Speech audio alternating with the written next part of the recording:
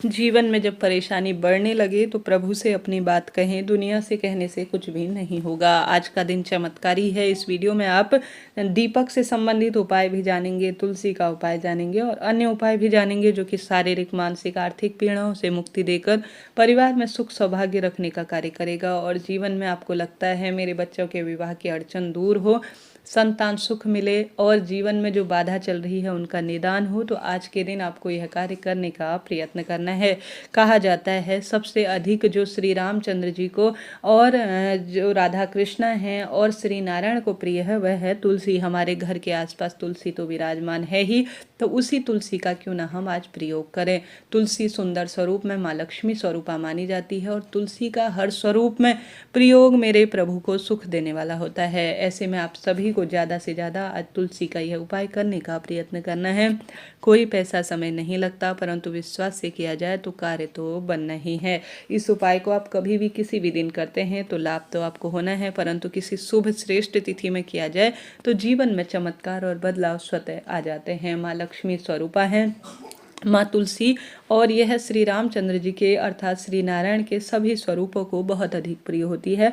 तो यह उपाय आपको उन्हीं कार्यों की सिद्धि के लिए करना है। साथ के साथ आप सभी सबसे पहले जीवन में अगर हार रहे हैं, दुख पा रहे हैं, कष्ट कर्ज में है, वैवाहिक अड़चन की दिक्कत हो रही है, तो सबसे पहले महादेव का पूजन करें, क्योंकि श्री नारायण ने स्वयं रामचंद्र जी के स्वरूप में जब उन्होंने धरती पर जन्म लिया था तब महादेव के पार्थिव शिव का पूजन किया था और उन्हीं के प्रताप से जीवन में सुख सौभाग्य की वृद्धि होती है, वंश में वृद्धि होती है, वैवाहिक अड़चन दूर होती है। तो महादेव की पूजा हर स्वरूप में की जा सकती है, हर दिन की जा सकती है। तो आज आपको समय मिले तो अर्धरात्रि तक भी अपनी मनोकामना कहकर संकल्प लेकर पार्थिव शिव का पूजन जरूर से करें। कुछ भी परेशान होने की जरूरत नहीं है।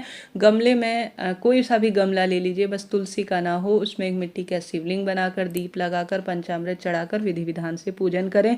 माता सीता ने स्वयं जो है गौरा मैया का पूजन किया था विवाह से पहले, जिसके कारण उन्हें पुत्र रत्न की और जो है श्री रामचंद्र जी की प्राप्ति हुई थी। तो ऐसे में आप सभी को जितना संभव हो गौरा मैया का आज के दिन पूजन करने का प्रयत्न करना चाहिए।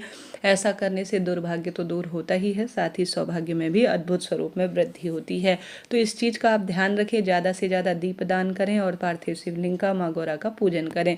अब आप सभी को उपाय कैसे करना है ध्यान से सुने। आप सभी को उपाय करने के लिए तुलसी के पत्ते लेने की आवश्यकता पड़ेगी। तुलसी के आप 11, 21, 51, 108 जितने भी आपको मिल जाए उतने तुलसी के पत्ते आप ले सकते हैं। अब आप सभी को इसके साथ साथ चंदन की आवश्यकता पड़ेगी। चंदन अगर अच्छा है, शुभ है, श्रेष्ठ है तो लाल चंदन लीजिएगा, क्योंकि यह सभी तरह की परेशानी से मुक्ति देता है और बहुत जो है कम अवस्था में भी हमें प्राप्त होता है। ऐसे में दुर्लभ वस्तु भगवान को समर्पित की जाए तो बहुत सुंदर परिणाम इसके मिलते हैं।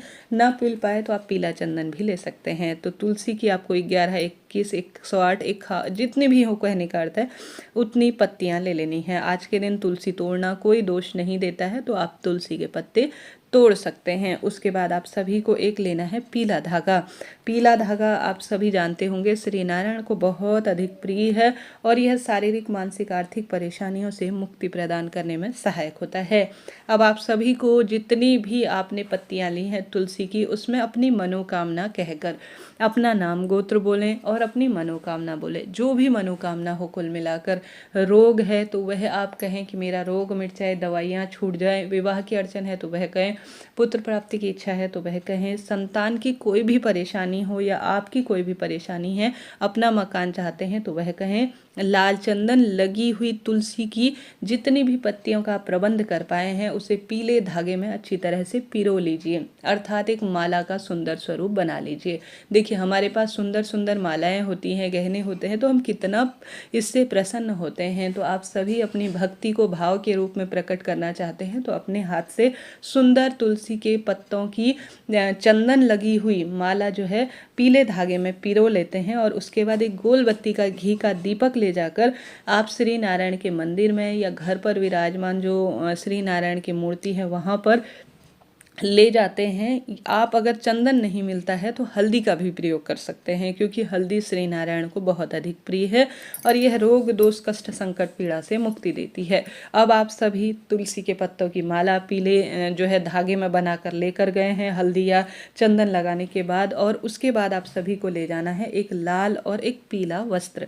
ज़्यादा से ज़्यादा यह वस्त्र 15-20 रुपये का, 25-30 रुपये का मिल जाता है, तो एक पीला वस्त्र ले जाएं, एक लाल वस्त्र ले जाएं, बस यह चीज़ें पर्याप्त हैं। इसके अलावा आपकी इच्छा है आप भोग स्वरूप गुड़, चना, केला, पीली मिठाई इत्यादि जो आपके पास है वह ले जाएं। सबसे पहले आप सभी गोलबत्ती का घी का दीपक लगाएं, अपनी मनोकामना कहें, फिर वहां पर विराजमान जो भी मूर्ति प्रतिमा है, पीला वस्त्र श्री नारायण के किसी भी स्वरूप, आज के दिन श्री रामचंद्र जी का स्वरूप है, श्री कृष्ण स्वरूप है, श्री नारायण का स्वरूप है, तो उनके जो है मूर्ति प्रतिमा है, तो उसमें अपनी मनोकामना कहकर आप पीला वस्त्र, पीताम्बर वस्त्र उन्हें बहुत प्रिय है, समर्पित कर दीजिए।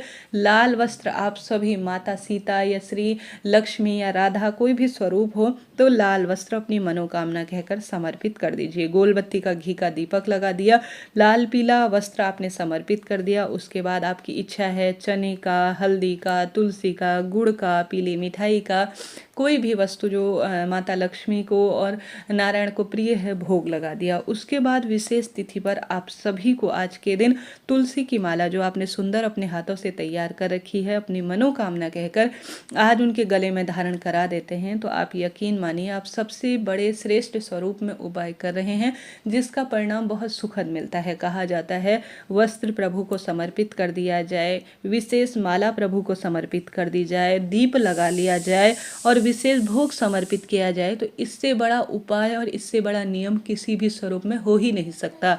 तो यह कार्य आप सभी को अपनी नौकरी, विवाह, रोग, दोष, संकट, कष्ट, पीड़ाओं से मुक्ति के लिए देर रात्रि तक आज करना है। उसके बाद प्रभु के चरणों में प्रणाम करें, झोली पसारे, कहें कि भगवान जी मेरे बच्चों का विवाह हो जाए, संतान की प्राप्ति हो जाए, नौकरी लग जाए, कर्ज से मुक्ति हो, और जो भी आपकी बात है वह कहते हुए प्रणाम करते हुए घर की ओर आ जाए।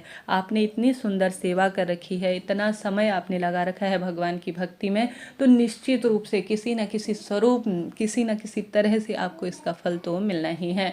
करके देखिएगा, देर रात्रि तक यह उपाय बहुत लाभदायक आपको परिणाम देने वाला है और इसके सुंदर परिणाम देखे गए हैं। तो यह कार्य आपको करना है, बहुत अच्छा इससे लाभ मिलता है। तो यह बात हो गई 2 उपाय की। तीसरे उपाय की तरफ, जैसे कि आज महादेव के मंदिर में जाकर गुरुजी कहते हैं वैवाहिक अड़चन को दूर करने के लिए आप सभी को एक बेलपत्र लेनी है जिसमें लाल चंदन लगाना है और एक हरा मूंग लेना है। माता अशोक सुंदरी का स्मरण कर कर जो भी व्यक्ति आज के दिन बेलपत्र और जो एक हरा मूंग है माता अशोक सुंदरी के स्थान पर अपनी मनोकामना कहकर चढ़ा देता है, उसके जीवन में वैवाहिक अड़चन दूर हो जाती है।